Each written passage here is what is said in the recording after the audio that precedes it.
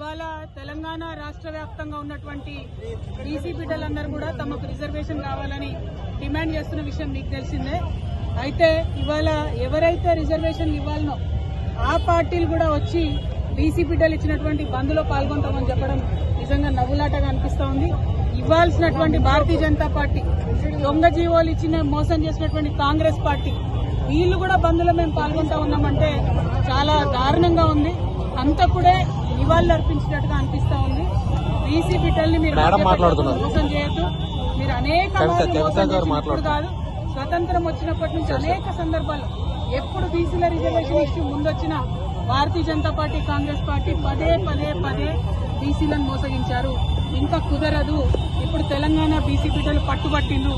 ఈ తెలంగాణ బీసీ బిడ్డల పంతం దేశవ్యాప్తంగా ఉన్నటువంటి బీసీలకు కూడా లాభం జరిగేటటువంటి అంశం తప్పితే ఇంకోటి కాదు. ఎట్లా అయితే తెలంగాణ ఉద్యమం చేసినామో మరో బీసీ తెలంగాణ ఉద్యమం చేపడతాం. ఖచ్చితంగా 42% రిజర్వేషన్ సాధించేంత వరకు కూడా వెంటబడతాం. ఇవాళ తెలంగాణ జాగృతి యునైటెడ్ పూలే ఫ్రంట్ ఆధ్వర్యంలో హైదరాబాద్ చౌరస్తా అంతా కూడా బంద్ చేస్తున్నాం. పెద్ద ఎత్తున ఇవాళ బంద్ని జయప్రదం చేయవలసిందిగా ప్రజాస్వామ్యవాదులందరినీ కూడా నేను కోరుతా ఉన్నాను. ఎందుకంటే పదే రాజకీయ పార్టీలు ఒక వర్గాన్ని మోసం చేయడం మంచిది కాదు. ఈ మోసాన్ని ఎండగడుతూ ఇవాళ బంద్ చేస్తున్నారు కాబట్టి అందరం కూడా మద్దతు ఇవ్వాలని చెప్పి ప్రజాస్వామ్యవాదులందరినీ కూడా నేను కోరుతూ ఉన్నాను. తీర్పును ఏ విధంగా చూస్తారు? ప్రధానంగా ఒకటండి, హైకోర్టులు, సుప్రీంకోర్టులు ఎప్పుడైనా బీసీలకు వ్యతిరేకంగానే తీర్పులు ఇచ్చినాయి. ఎందుకంటే ప్రభుత్వాలు ఆ తీర్పులు అట్లా రాకుండా సాంకేతిక పరమైనటువంటి అంశాల మీద క్లారిటీ ఇవ్వలేదు ఎప్పుడు గవర్నమెంట్. ఉదాహరణకు మన తెలంగాణ రాష్ట్రంలోనే సరైనటువంటి జనగణన జరగలేదు, సరైనటువంటి ఎన్యూమరేషన్ జరగలేదు, సరైనటువంటి dedicated BC commission rules follow అవ్వలేదు. అవన్నీ అయి ఉంటే కోట్లలో నిలబడేది.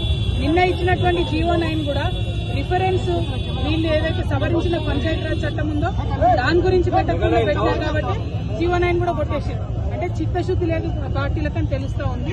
కాబట్టి ఒకటే రిక్వెస్ట్ చేస్తున్నాం, కాంగ్రెస్ పార్టీ అయినా భారతీయ జనతా పార్టీ అయినా మీరు బీసీ బిడ్డల్ని మోసం చేయడం, మభ్యపెట్టడం మానేయండి. ఎన్నికలు ఇంకో 5-6 నెలలు కాకపోయినా ఏం ఒరిగేది లేదు, నష్టమేం లేదు.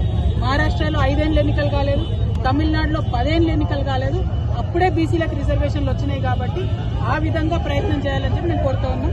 యూపీఎఫ్ చైర్పర్సన్ గారు వాయిదా పడితే స్థానిక ఎన్నికలు అక్కడ ఉన్నటువంటి గ్రామ స్థాయిలో ఉన్నటువంటి లీడర్స్ అంతా లాస్ అవుతాము. గతంలో ఉన్నటువంటి బిల్లులు కూడా ఇంకా పెండింగ్ ఉన్నాయి. మళ్ళీ అధికారంలోకి వస్తేనే బిల్లులన్నీ కూడా క్లియర్ అవుతాయని వాళ్ళు చెప్తున్నారు. మీరేమో ఎన్నికలు వాయిదా పడినా పర్వాలేదని చెప్తున్నారు. తప్పమ్మా, ఇదివరకు ఉన్నటువంటి బీఆర్ఎస్ సర్పంచ్ల బిల్లులు ఆమోదం జరిగినట్టు కాంగ్రెస్ పార్టీ ప్రభుత్వం 2 సంవత్సరాల్లో బిల్లులు ఇవ్వలేదు. అనేక మంది సర్పంచులు ఆత్మహత్యలు చేసుకుంటే కూడా కరగలేదు ఈ ప్రభుత్వం. వాళ్ళు ఎగ్జాస్ట్ అయ్యి ఆశలు వదిలేసుకుంటే మళ్ళీ కొత్తగా ఎలక్షన్లు తీసుకొచ్చారు. ఇప్పుడు ఆ పాత వాళ్ళు గెలుస్తారా నిలుస్తారా అనేటటువంటి ఒక ప్రశ్న అయితే, రెండవ ప్రశ్న పదే బీసీలను ఎట్లా మోసం చేస్తారమ్మా? 3 సార్లు బిల్లు పెట్టింది ఈ ప్రభుత్వం. ఒకసారేమో 42% బిల్లు పెట్టింది, ఇంకొకసారేమో సవరణ చేసింది, ఇంకొకసారేమో జీవో అని ఇచ్చింది. అంటే ఏది కూడా టెక్నికల్ గా నిలవకుండా చాలా తెలివిగా బీసీలను మోసం చేస్తున్నారు. ఇది కరెక్ట్ గా